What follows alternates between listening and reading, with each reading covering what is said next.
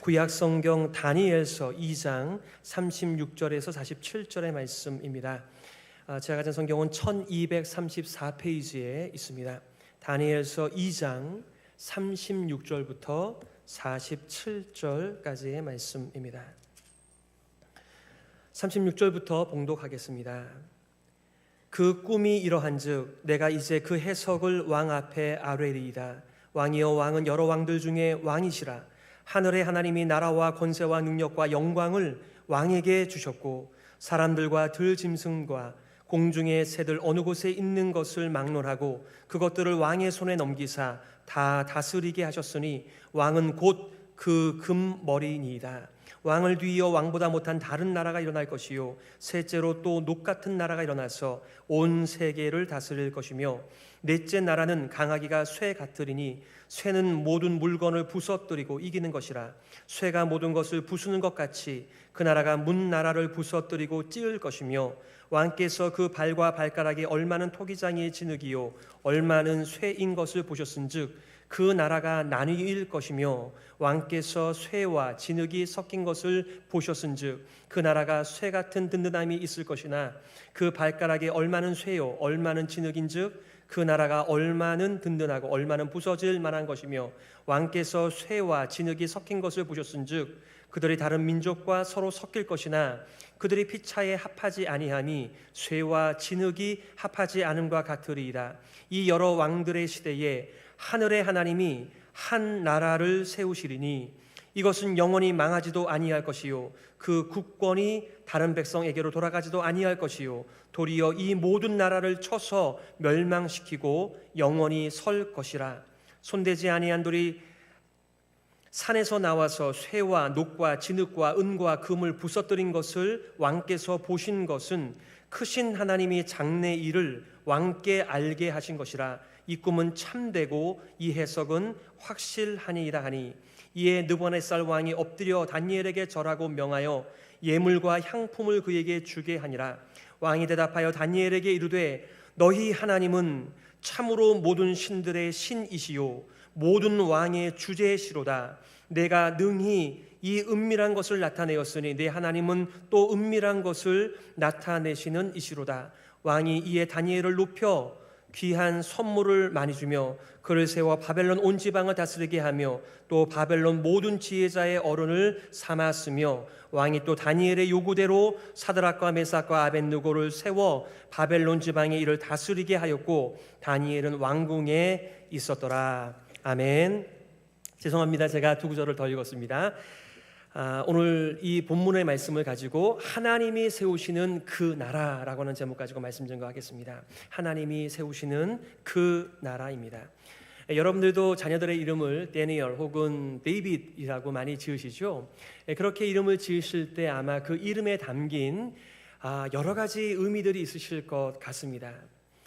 다윗의 일생을 우리가 함께 살펴보면서 또한 다니엘의 인생을 우리가 알고 있으면서 어떠한 부분에 우리가 마음이 동하여 자녀들의 이름을 그렇게 지었는지는 모르겠습니다만 아마 다니엘이라고 이름을 지으신 분들은 오늘 본문의 메시지가 여러분들에게 큰 감동, 공감이 되지 않았을까 이런 마음이 듭니다. 실상 다윗 시대와 지금 이 다니엘 시대는 우리가 설교로 따지자라고 한다면 한 주의 간격밖에 없지만은 역사적인 시간적 간격은 약 400년이 됩니다. 다윗이 하나님의 부르심을 받았을 때가 BC 970년 그리고 다니엘의 그 출현이 BC 605년 그리고 이 남방 유다가 망한 것이 BC 586년이니 이 간격이 한 400년가량이 됩니다. 그러나 어떤 변치 않는 연결점이 있을까요? 여러분과 다윗 시리즈를 하면서 제가 강조했던 한 가지는 바로 다윗 언약이었습니다. 다윗이 하나님을 위하여 전을 지어드리겠다라고 말씀드렸을 때 나단을 통하여 다윗아 너가 나를 위하여 집을 짓는 게 아니야. 내가 너를 위하여 집을 짓고 너의 영원한 그 나라 내가 약속한다. 이것이 바로 그 유명한 다윗 언약입니다. 오늘 그 다윗 언약을 여러분께서 좀 베이스로 깔아 놓으시고 오늘 본문의 말씀을 함께 나누면 좋겠네요. 이 400년 동안의 시간적 공백, 간격을 제가 짧게 여러분들에게 좀 요약해서 말씀을 먼저 드리고 오늘 본문의 말씀으로 들어가면 좋겠네요. 기원전 586년에 남유다는 바벨론에 의하여 망하고 맙니다. 바벨론 왕 느부갓네살이 어느 날 꿈을 꾸게 됩니다. 보통 꿈을 꾸게 되면은 그 꿈 얘기를 하고 이 꿈이 무슨 의미일까라고 질문을 하는 것이 마땅한데, 이 느부갓네살 왕은 자신의 꿈을 먼저 얘기하라는 것입니다. 그리고 그 꿈을 얘기하는 자가 이 꿈에 대한 해석을 할 수 있다라고 말하며 온 열방 가운데 있는 지혜자들을 다 불러 모았습니다. 하지만 아무도 그 꿈을 알아낼 수가 없었죠. 그러자 왕은 그들 모두를 죽이라고 명령하였습니다. 이때에 다니엘도 죽을 위험에 처해 있게 되죠. 다니엘은 세 친구들과 함께 하나님 앞에 기도를 올려드리면서, 그리고 하나님께서는 환상 중에 이 은밀한 꿈 이야기를 다니엘에게 넣어주십니다. 이 꿈의 내용은 이와 같습니다. 이제 다니엘은 왕 앞에 가서 그 꿈을 먼저 말하고 있어요. 다니엘은 왕의 꿈을 하나님의 이름으로 냅니다. 왕이여, 내가 다른 지혜자들보다 더 지혜가 많기 때문이 아니라 바로 하나님께서 이 꿈을 넣어주셨기 때문에 제가 당신에게 말씀을 드립니다 라고 말하는 그 내용은 이런 것이었습니다. 다니엘은 한 큰 신상을 왕이 보았다 이렇게 말을 하고 있습니다. 그런데 그 큰 신상의 모양을 먼저 설명을 하고 있습니다. 순금으로 된 머리, 은으로 된 가슴과 두 팔, 노수로 이루어진 배와 넓적 다리, 쇠로 만든 종아리, 쇠와 진흙으로 이루어진 발이 그 커다란 신상의 모습이었는데, 아주 특별한 일이 일어납니다. 사람의 손으로 다듬지 않은 돌이 뜨어서 이 큰 신상을 쳐서 부서뜨리는 것입니다.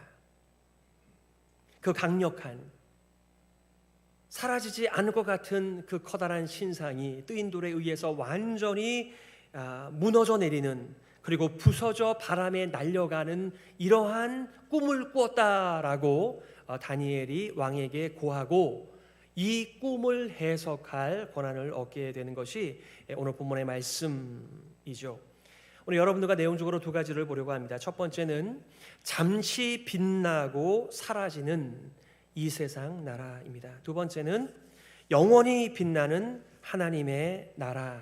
이 두 가지 메시지를 여러분들과 함께 나누고 우리의 삶 가운데 함께 적용하는 시간이 되었으면 좋겠네요. 자, 먼저는 잠시 빛나고 사라지는 이 세상 나라입니다. 드디어 다니엘이 왕의 허락을 받고 꿈을 해석하기 시작합니다. 오늘 37절과 38절의 말씀이죠. 왕이여, 왕은 여러 왕들 중에 왕이시라. 하늘의 하나님이 나라와 권세와 능력과 영광을 왕에게 주셨고, 사람들과 들짐승과 공중의 새들 어느 곳에 있는 것을 막론하고 그것들을 왕의 손에 넘기사 다 다스리게 하셨으니 왕은 곧 그 금머리니라.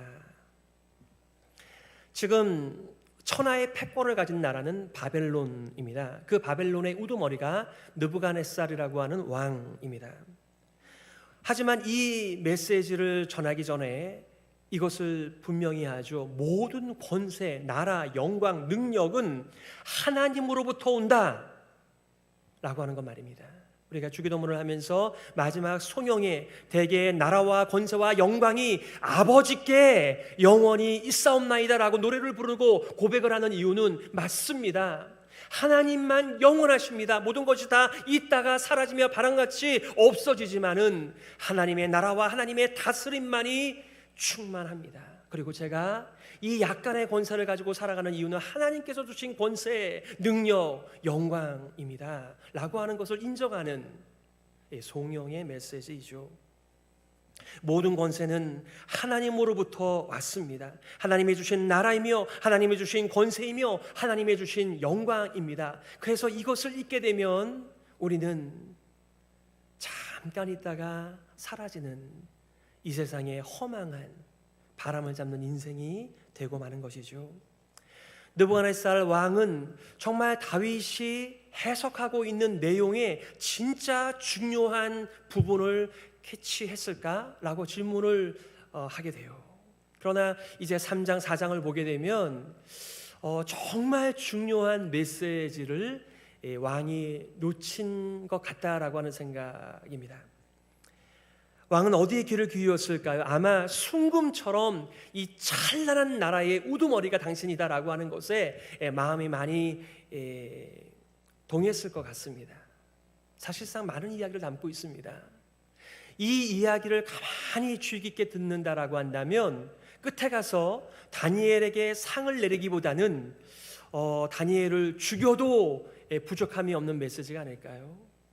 다른 말로 말씀드리면 당신의 나라가 영광 가운데 빛나고 있지만 그 나라가 망할 거다, 이 얘기가 담겨져 있거든요. 그런데 지금 이 왕은 순금과 같은 자신의 권세, 영광, 나라에 취하여 있는 것을 우리가 알게 되는 것이죠. 이어서 39절에는 왕을 뒤이어 왕보다 못한 다른 나라가 일어날 것이요. 여기서는 말하지 않고 있는데 이게 바로 이 가슴과 팔을 은으로 이렇게 보여줬던 한 또 다른 왕권, 또 다른 왕조를 의미하는 것이 아닌가요? 그러나 여기서는 잠깐 언급하고 지나가고 있습니다. 세 번째는 놋 같은 나라, 이렇게 얘기했습니다. 놋은 이 배와 이 넓적다리를 이렇게 구성하고 있는 모습이었습니다. 이 놋 같은 나라가 일어나서 온 세계를 다스릴 것이며, 이어서 40절에는 쇠 같은 나라, 이 종아리의 부분이었다라고 얘기하죠. 넷째 나라는 강하기가 쇠 같으리니 쇠는 모든 물건을 부서뜨리고 이기는 것이라. 쇠가 모든 것을 부수는 것 같이 그 나라가 문 나라를 부서뜨리고 찌을 것이며, 철로 된 종아리와 철과 진흙으로 된 발은 로마를 가리킨다라고 얘기하기도 하고요. 아니면은 헬라, 그리스, 이 알렉산더 대왕과 그 이후의 왕권을 의미하기도 합니다. 그러니까 이 큰 신상에 대한, 그러니까 역사적으로 보면 한 600년 동안의 열강들의 제국을 묘사하는 상징물이잖아요. 그런데 여러 해석들이 있어요. 대표적으로 한 3가지 정도가 있는데, 전체 내용으로 보면 이 바벨론, 메데, 파사, 즉 페르시아, 그 다음에 알렉산더를 중심으로 한 이 헬라, 그리스, 그 다음에 로마까지의 역사를 다루는 것이 이 큰 신상에 보여진 금과 은과 놋, 동과 그 다음에 철과 진흙과 철로 이루어진 이 커다란 제국을 의미하는 것이라고 우리가 입을 모으고 있습니다. 마지막으로는 쇠와 진흙으로 이루어진 나라가 있다. 발과 발가락이 이렇게 구조되어져 있다라고 말하죠. 41절에 왕께서 그 발과 발가락이 얼마는 토기장이의 진흙이 얼마는 쇠인 것을 보셨은즉 그 나라가 나누일 것이며, 왕께서 쇠와 진흙이 섞인 것을 보셨은즉 그 나라가 쇠 같은 든든함이 있을 것이나. 그러니까 여기가 바로 로마를 상징할 수도 있고 또 알렉산더를 중심으로 한 그리스의 이 패권을 의미하기도 한다는 것이죠. 한 가지 분명한 것은 우리가 이 청동기 시대를 지나 이 철기 시대가 청동기 문화를 또 다 다스리는 이러한 역사적인 커다란 관점들을 가지고 있는 것이죠. 지금 이렇게 나라와 민족과 열방들이 계속 일어나지만 끊임없이 어떻게 됩니까? 빛나는 그들의 시절을 뒤로하고 사그라들고 그리고 바람같이 없어진다라고 하는 것을 계속해서 말씀하고 있는, 반복되는 이 세상의 제국의 역사를 해석하고 있는 것입니다. 특별히 42절에 보니까 그 발가락이 얼마는 쇠요 얼마는 진흙인즉 그 나라가 얼마는 든든하고 얼마는 부서질 만한 것이며, 왕께서 쇠와 진흙이 섞인 것을 보셨은즉 그들이 다른 민족과 서로 섞일 것이나 그들이 피차에 합하지 아니함이 쇠와 진흙이 합하지 않음과 같으리이다. 여러분, 진흙과 쇠는 합쳐질 수가 없는 물질들입니다. 그런데 그들이 어떤 목적을 향하여, 어떤 명분을 위하여 커다랗게 하나를 형성하고 있지만 그들이 하나가 되지 못하더라, 이렇게 얘기합니다. 우리가 파송한 이광보 선교사님이 사역하는 곳은 아르헨티나라기보다는 과라니 부족입니다. 과라니 부족은 사실은 아르헨티나가 생기기 전부터 민족으로 존재한 부족입니다. 그러니 그들은 볼리비아에도 있고 브라질에도 있고 아르헨티나도 있습니다. 그러니 이 세상 사람들이 이 경계선을 그어놓은 곳이 그들에게는 별반 의미가 없습니다. 우리도 작은 나라에서 뭐 충청도다, 경상도다, 또 전라도다, 뭐 여러 가지로 이 지역 칼라를 또 강조하는 것들을 보죠. 세상에서 여러 가지 모양과 방법으로 하나를 추구하지만 이 세상의 특징은 오늘의 적이 친구가 되기도 하고 오늘의 친구가 적이 되기도 하는 그렇게 연약한 나라, 우리를 돌보지 못하는 나라의 특징을 이렇게 선포하고 있는 것입니다. 우리가 세월호 이후에 또 이 이태원의 사태로 인하여서 정말 이 어려운 한국의 모습을 봅니다. 많은 것들이 잠재되어져 있습니다. 터지지 않았을 뿐이지 얼마나 연약한 이 나라와 민족입니까? 한 가지 결론이 무엇인가요? 이 나라와 민족과 위정자들이 우리를 지켜줄 수 있겠나? 돌보아 줄 수 있겠는가? 우리는 일이 터질 때마다 질문하게 돼요. 위정자를 바꾸어 보기도 하고 정당을 바꿔 보기도 하고 여러 가지 수단과 방법들을 동원해 보지만은 한 가지 결론은 언제나 무너지는 나라, 바람 같은 나라였습니다. 여기까지 말씀을 요약하면 이런 메시지가 아닌가요? 우리의 역사 속에 나라와 민족과 열왕들과 왕조들은 기억도 할 수 없을 정도로 계속해서 무너지고 바람처럼 사라진다는 것입니다. 한때 빛나고 강력하고 위험을 떨쳤지만은 타작마당에 겨같이 바람에 날아가고 사라졌다라고 하는 메시지, 바로 이 세상의 나라와 권세와 영광의 실체를 이 느부갓네살 왕에게 보여줄 뿐만 아니라 바로 이 땅에서 살아가는 우리들에게 말씀하는 것이죠. 마지막 메시지가 무엇이었습니까? 뜨인 돌이, 사람의 손으로 다듬지 않은 돌이 일어나서 그 큰 신상을 쳐서 무너뜨리고, 그리고 그 돌을 통하여서 온 열방 가운데 태산 같은 또 다른 돌이 생겨났다. 두 번째 메시지는 영원히 빛나는 하나님의 나라입니다. 바로 하나님이 세우시는 그 나라이죠. 오늘 44절입니다. 이 여러 왕들의 시대에 하늘의 하나님이 한 나라를 세우시리니 이것은 영원히 망하지도 아니할 것이요 그 국권이 다른 백성에게로 돌아가지도 아니할 것이요 도리어 이 모든 나라를 쳐서 멸망시키고 영원히 설 것이라. 아멘. 이게 우리의 노래이고 우리의 비전입니다. 바로 메시아의 나라입니다. 이 나라는 잠시 있다가 사라지는 이 땅의 제국과는 달리 영원히 멸망하지 않을 것인데 바로 하나님께서 직접 세우시는 나라라고 말씀하고 있습니다. 연결이 되시죠? 다윗이 하나님의 성전을 짓기를 원하였을 때 다윗아 아니다, 너가 나를 위하여 집을 짓는 것이 아니라 바로 내가 너를 위하여 집을 짓는데 그 집은 영원한 나라가 될 거야. 바로 창세기 3장 15절에 말씀하신 여자의 후손이 나타나서 뱀의 머리를 깨고 진정한 통치가 올 텐데 바로 메시아의 나라, 하나님이 직접 세우시는 나라, 바로 다윗과 맹세한 그 언약의 나라입니다. 오늘 45절에 보니까 손대지 아니한 돌이 산에서 나와서 쇠와 녹과 진흙과 은과 금을 부서뜨린 것을 왕께서 보신 것은 크신 하나님이 장래일을 왕께 알게 하신 것이라. 이 꿈은 참되고 이 해석은 확실하니이다. 여러분, 우리는 전 세계에서 가장 강력한 나라 미국에서 살고 있습니다. 그리고 그 유익을 이 그늘 속에서 누리며 살아가고 있습니다.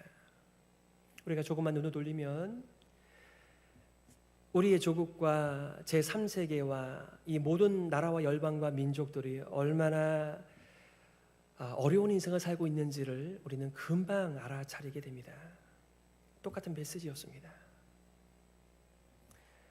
이러한 우리를 돌아보지 못하는, 우리를 지켜주지 못하는 정말 불의와 불공정이 가득한 이 세상 속에서 우리는 마음속에 깊이 원하는 것이 있죠. 정의의 나라, 사랑의 나라, 은혜의 나라, 정말 내가 평안하게 이렇게 마음이 정해져서 걸어갈 수 있는 그 길, 그런 나라를 꿈꾸는 것이죠. 그런데 이미 오래전에 하나님께서 다윗과 맹세하시면서 그 영원히 변치 않는 하나님이 직접 만드시는 나라를 우리들에게 주심으로써 절망 가운데 살아가는 인생들에게 소망을 주신 메시지입니다. 잠시 뒤에 이 메시지에 대한 결론을 내리겠는데요. 먼저는 오늘 이 꿈의 내용과 꿈의 해석을 들은 느부갓네살 왕의 반응입니다. 하나님을 향한 경배예요. 46절과 47절이죠. 이에 느부갓네살 왕이 엎드려 다니엘에게 절하고 명하여 예물과 향품을 그에게 주게 하니라. 왕이 대답하여 다니엘에게 이르되 너희 하나님은 참으로 모든 신들의 신이시요 모든 왕의 주제시로다. 내가 능히 이 은밀한 것을 나타내었으니 내 하나님은 또 은밀한 것을 나타내시는 이시로다. 다니엘에게 경배했다라기보다는 다니엘이 선포한, 다니엘이 드러낸 그 하나님 앞에 엎드려져 경배하고 있는 한 인간왕의 모습을 봅니다. 꿈과 해석을 들은 느부갓네살 왕은 비록 자기가 이 땅의 주관자이며 금과 같은 존재이나 다니엘 앞에 엎드려 다니엘이 섬기는 온 세상의 주관자 되시는, 주권자 되시는 하나님께 경배를 올려드리고 있습니다. 왕은 다니엘의 하나님을 경배할 뿐만 아니라 다니엘을 높여 바벨론 전체를 다스리는 수장으로 삼습니다. 여러분, 다니엘이 누굽니까? 포로로 끌려가서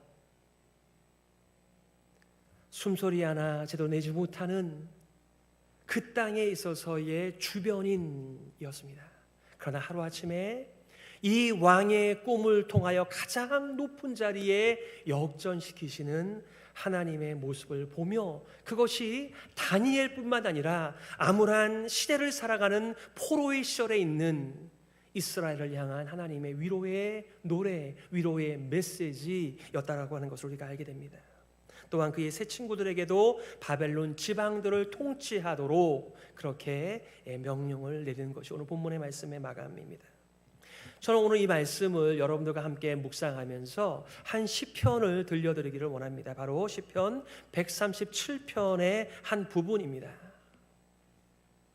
우리가 바벨론의 여러 강변 거기에 앉아서 시온을 기억하며 울었도다. 그 중에 버드나무에 우리가 우리의 수금을 걸었나니 더 즐거워하지 아니할진대 내 혀가 내 입 천장에 붙을지로다. 여러분, 이게 무엇이 담긴 메시지예요? 나라가 망했어요. 성전도 망했습니다. 다윗의 모든 영광이 눈앞에서 사라지고 그 폐허가 된 곳에서 살지도 못한 채 이제 남의 땅에 이민 온 곳이 아니고요, 끌려와서 포로의 삶을 살고 있는 바벨론 유수의 시절을 지내고 있는 이들의 슬픈 노래입니다. 그 땅 백성들은 이스라엘 백성들을 놀립니다. 조롱합니다. 한번 노래나 한번 불러봐. 하지만 그들은 노래를 부르지 못합니다. 슬픔 가운데 그들은 오히려 시온을 생각하며 울었다라고 말을 하고 있습니다. 하나님께서는 찬란한 영광 다윗의 시절과 다윗과의 언약을 남겨주셨는데 다 망했는데 그 언약이 우리에게 무슨 유익이 있겠나, 무슨 의미가 있겠나, 이러한 마음 아닐까요? 그게 바로 그들의 눈에 비춰진, 그들의 귀에 들려오는 처참하고 암울한 슬픔의 현장과 상황들이었습니다. 버드나무에 우리가 우리의 수금을 걸었다라고 하는 것은 더 이상 연주되지 않는 그들의 수금을 가리키는 것입니다. 혀가 입천장에 붙어서 그들은 더 이상 노래하지 못하는 자로 입이 막히고 손이 묶인 그들의 삶을 이렇게 표현하고 있는 것입니다. 남유다가 망하고 바벨론으로 강제 이주당한 이스라엘 포로들의 절망적인 상태를 배경으로 한 시편의 메시지입니다. 그들의 삶은 고통과 슬픔과 눈물이 가득한 인생이었습니다. 그리고 암울한 미래에 그들의 마음 가운데 무슨 마음이 들었을까요? 하나님의 약속이 있으면 뭐해? 하나님의 약속이 있으면 뭐해? 다 지나갔다. 과연 하나님께서 살아계시는가? 하나님이 우리를 버리셨다라고 하는 그들의 정체성 말입니다. 하나님이 저 나라와 저 민족은 돌보실 줄 모르겠으나 우리는 돌보시지 않는다라고 하는 그들의 삶의 절망스러운 현장 말입니다. 그러니 수금을 탈 수가 없는 거죠. 그러니 노래와 찬양을 부를 수 없는 것이죠. 하지만 하나님께서 다윗과 맹세하신 그 은혜의 주권의 언약은 계속되어 오고 있음을 이 큰 신상에 대한 해석을 통하여 하나님께서 선포하고 계시는 것이죠. 바벨론 강제 이주민들의 환경과 생각과 절망스러운 처지와는 달리 하나님의 위로가 다니엘을 통하여 전파되고 있는 것입니다. 마침내 그 하나님의 나라를 메시아가 가져오시지 않습니까? 예수 그리스도, 아브라함의 후손으로 오신, 다윗의 후손으로 오신 그 예수 그리스도께서 그의 첫 메시지가 바로 이 메시지였습니다. 때가 찼고 하나님의 나라가 가까이 왔으니 회개하고 복음을 믿으라 하시더라. 하나님의 나라가, 그 약속한 하나님의 나라가 왔으니, 하나님이 직접 지으시는 그 나라가 왔으니 너희는 돌이켜서 세상 나라가 아닌 하나님의 나라의 백성으로 살라라고 하는 하나님 나라로의 초대의 메시지를 예수 그리스도께서 그의 첫 메시지와 마지막 메시지로 선포하고 계시는 것이죠. 인간이 하나님을 위하여 집을 지어드리는 것이 아니라 하나님이 자기 백성 가운데 집을 지어주신다라고 말씀하시며 친히 거기에 내주하시는 것을 요한복음은 이렇게 표현하지 않습니까? 말씀이 육신이 되어 우리 가운데 거하심에 우리가 그의 영광을 보니 아버지의 독생자의 영광이요 은혜와 진리가 충만하더라. 집은, 그 나라는 함께 거하는 곳인데 하나님께서 직접 이 땅에 내려오셔서 우리와 함께 거주하신다, 내주하신다, 함께 사신다. 바로 임마누엘의 축복, 임마누엘의 약속입니다. 내가 너희와 영원토록 함께 하겠다. 하나님께서 내가 너희 집을 짓겠다라고 말씀하신 그 약속이 현실이 된 것이죠. 오늘 본문의 말씀을 요약하며 적용하면 좋겠습니다. 여러분 기억하시기를 바랍니다. 우리는 이 땅에서 좀 힘을 얻으려고 애를 씁니다. 이 땅에서 좋은 자리를 좀 얻기 위해서 우리의 보스 아래에 모든 것들을 겁니다. 그리고 그것이 흔들릴 때는 우리의 인생 전체가 흔들리는 우리의 연약한 인생들을 경험하며 살아가지 않나요? 여러분 기억하시기를 바랍니다. 이 세상 나라는 아무리 순금같이 빛나고 찬란하고 영원할 것 같지만 이 세상의 나라는 언제나 날아가고 무너지고 사라지는 나라입니다. 약합니다. 우리를 돌보지 못하는 나라와 권세입니다. 우리는 여전히 이 세상 나라에 살고 있습니다. 수많은 나라와 민족과 열방이 일어났다가 사라지는데 여러분의 인생을 어디에 의탁하고 인생을 사시겠습니까? 모든 지혜자 중에 지혜자로 알려진, 이전에도 없었고 이후에도 없었던 그 솔로몬의 그 메시지, 헛되고 헛되며 헛되고 헛되니 모든 것이 헛되도다. 여러분 솔로몬이 누린 것이 헛된 것이 아닙니다. 하지만 그 메시지 가운데는 이렇게 짧은 인생인데 영원한 하나님의 나라에 비추었을 때 내가 누리는 것이 도대체 무엇이겠는가라고 하는 한탄입니다. 영어로 보니까 킹 제임스 버전이나 NASB 같은 데는 Vanity of vanities, Vanity of vanities, all is vanity. 다 뻥 뚫려서 아무것도 없어 바람을 잡는 것 같은 일에 얼마나 많은 사람들이 자신의 인생을 다 쏟아붓고 아무것도 없다, 허망하다 그렇게 표현하고 있습니까? NIV에서는 meaningless, meaningless, 거기다 느낌표까지 붙여놨습니다. utterly meaningless. Everything is meaningless. 사람들이 다 이렇게 살아갑니다. 얼마 전에 어느 분과 이렇게 식사를 하는데 그분이 이 미국에 처음 오셨을 때와 시카고에 오신 때를 이렇게 회상하시면서 그때는 내가 싱글이었는데 지금 이제는 할아버지가 되었다. 30년이 훌쩍 지나갔고 더 빨리 지나가지 않겠나? 내가 예수님을 만나지 않았더라면 어떻게 되었을까? 이렇게 말씀을 하시더군요. 그게 무엇을 의미하는 것입니까? 모든 인생들이 다 눈에 보이는 찬란한 빛나는 그 나라가 영원할 줄 알고 거기에 줄을 서서 인생을 살아갑니다마는 그게 아니라는 것이죠. 하나님이 직접 치우시는 하나님의 나라 백성으로 살 것인지 이 세상에 묻혀 살아갈지를 정하는 것입니다. 나는 어디에 줄을 서 있는가? 두 번째는 날아가고 사라지는 세상 속에서 영원한 하나님의 나라를 하나님께서 직접 세우시며 우리들에게 선물을 열어놓으신 것입니다. 그러므로 우리는 하나님의 통치를 바라면서 살아가는 사람들이죠.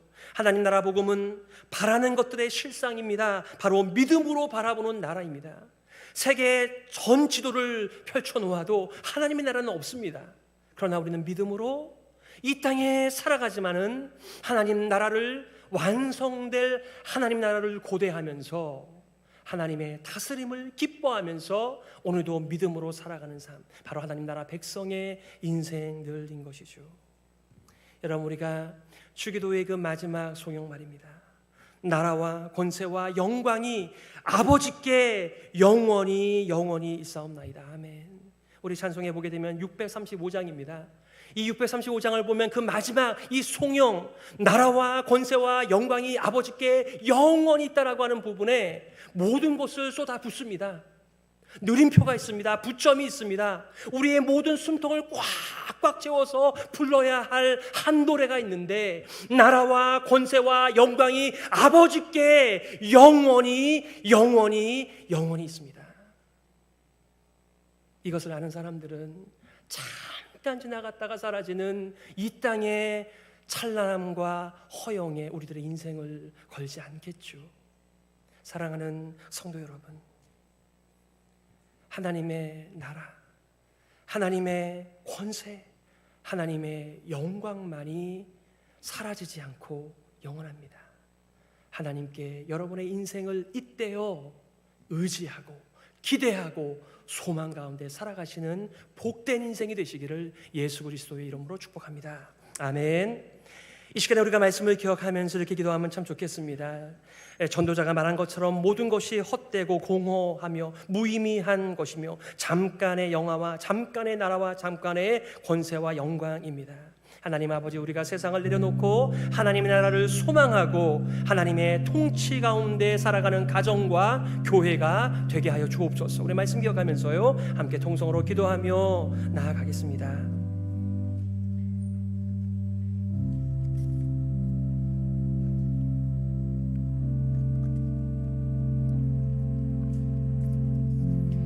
하나님 아버지, 은혜를 감사합니다. 우리의 눈이 열려지고 우리의 귀가 뚫려져서 정말 눈으로는 보지 못하는 이 영적인 세상, 하나님께서 지으시는 나라, 하나님께서 우리를 자녀로 불러주시고 백성으로 불러주시고 하나님의 아름다운 사랑의 통치, 정의의 통치, 공의의 통치를 소망하며 살아갈 수 있도록 은혜를 내리어 주옵소서. 우리도 부족한 인생들이지만 우리의 가정을, 우리의 교회를 돌볼 때마다 하나님의 아름다운 통치를 기대하면서 하나님의 공급으로 다스리고 살아가고 믿음으로 따라갈 수 있도록 역사하여 주시옵소서. 하나님 아버지, 은혜를 감사합니다. 들려오는 소식들마다 절망의 소식이며 암울한 세상의 소식들입니다. 우리는 너무나 힘이 없습니다. 우리는 지혜가 부족합니다. 우리의 수명이 짧습니다. 우리가 알 수 있는 것들이 정말 없는 이때에 우리는 영원하신 하나님을 붙듭니다. 그리고 하나님의 아름다운 통치를 고대하면서 저도 그렇게 하나님께 쓰임받는 인생이 되기를 간구합니다. 하나님께서 우리의 간구를 들으시고 역사하여 주시고 하나님의 나라를 위하여 쓰임받는 교회 되게 하여 주옵소서. 살아계신 예수 그리스도의 이름으로 기도드리옵나이다. 아멘. 일어서셔서 우리 찬송